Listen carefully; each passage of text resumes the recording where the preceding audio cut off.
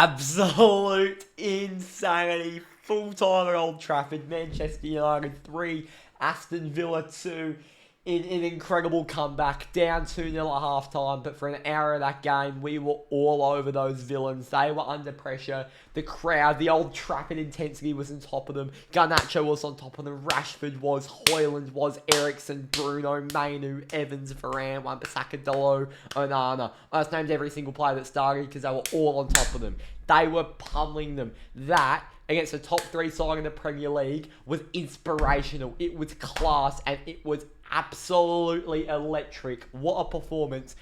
Now the challenge is building from that. We simply must build from that. That is such a good result to build from, and it means absolutely nothing if we can't go and pick up 3 points against Forest, if we can't go and pick up 3 points against Spurs, if we can't go and knock Wigan out the FA Cup. It means nothing if we can't go do these things coming up now.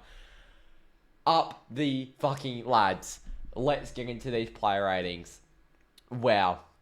I mean, Rasmus, first of all. I mean, I'm so happy he has just scored. Rasmus fucking Højlund. I'm so happy. I'm so happy Rasmus has scored. Garnacho brace. Our future's in such safe hands, man. I don't care what anyone says. Garnacho and Højlund have some bad games and people get on top of them like they're not 19 and 20 years old. Let them be. They'll be right. Andre Onana. Andre's a weird one. Because second goal for me here, that was just awful marking from our entire team collectively. I think on the, by the way, I think on the first, no, on the corner one, the second one, Kobbie Mainoo was just sort of caught out with a bit of lack of experience, and he was the one that was supposed to be tracking that runner.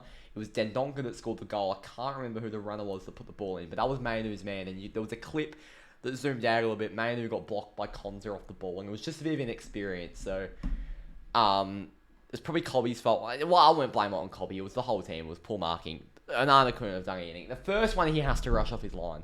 The profile of keeper we've got is a sweeper keeper, and if he's not going to do the job that we've asked him to do, what's the point?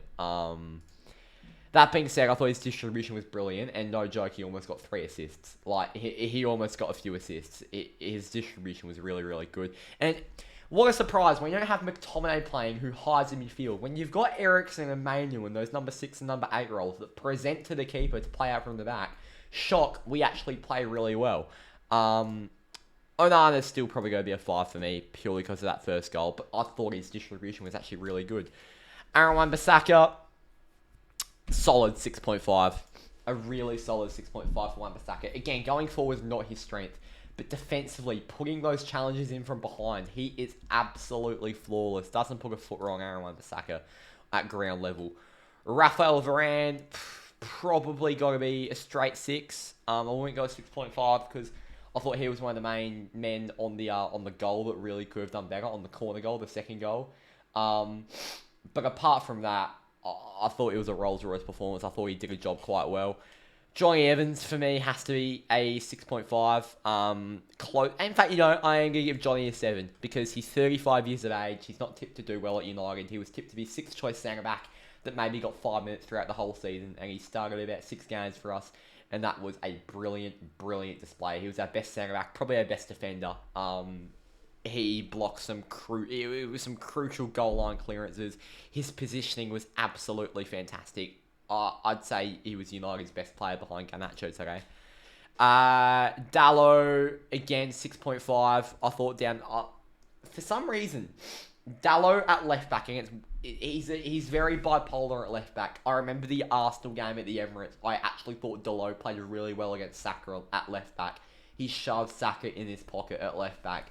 And he's done the exact same today with Leon Bailey. Even when Diaby came on, he couldn't get a piece of him. Leon Bailey was shoved in Diogo Dalot's pocket, and he had a brilliant game at left back. Kobbie could have done better on the second goal, but apart from that, such composure in midfield. He holds the midfield brilliantly. It's got to be a 6.5 for me for Kobbie. Christian Eriksen, 6.5, brilliant.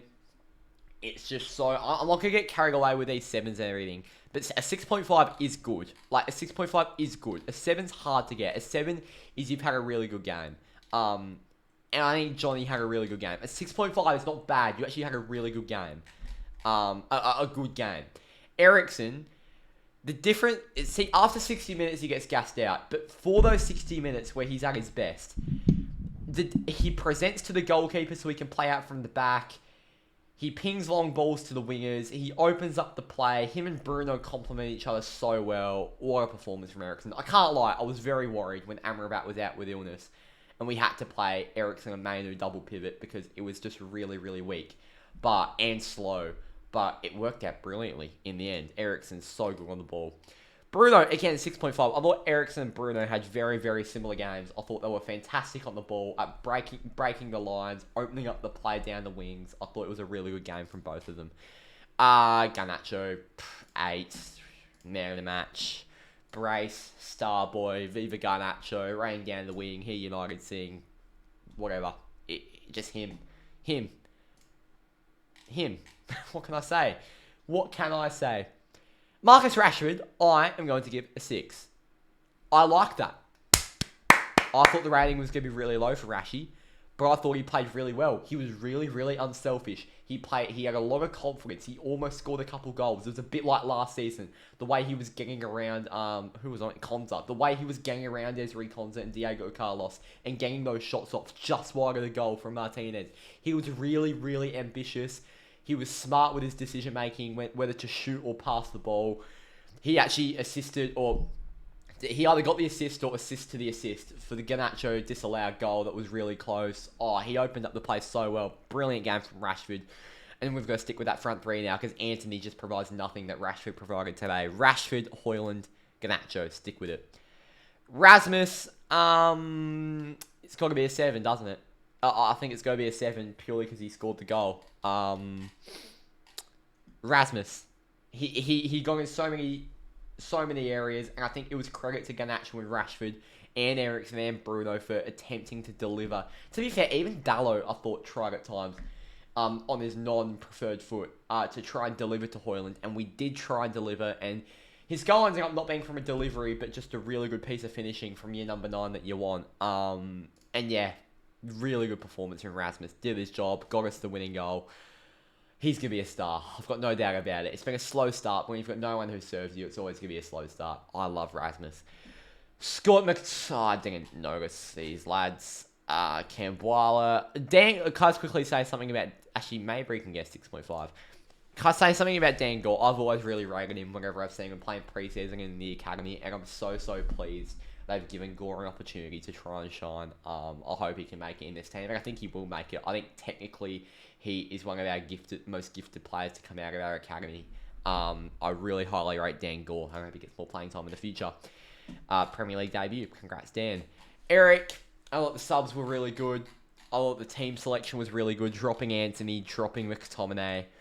I thought the Evans and Varane selections were good. I thought selecting Dalot at left back over Reguilon was the right decision.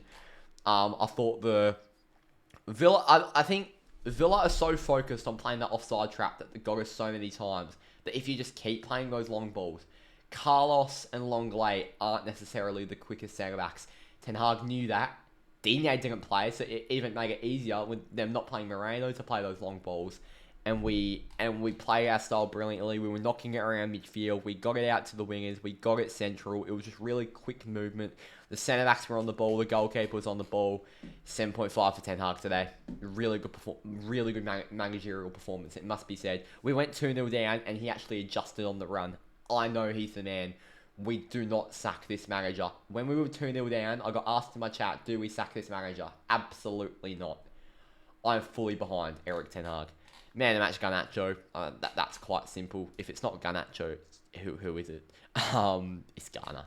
85%. Let's take a look at the Player of the Year votes. If they will come up, that would be brilliant. There they are.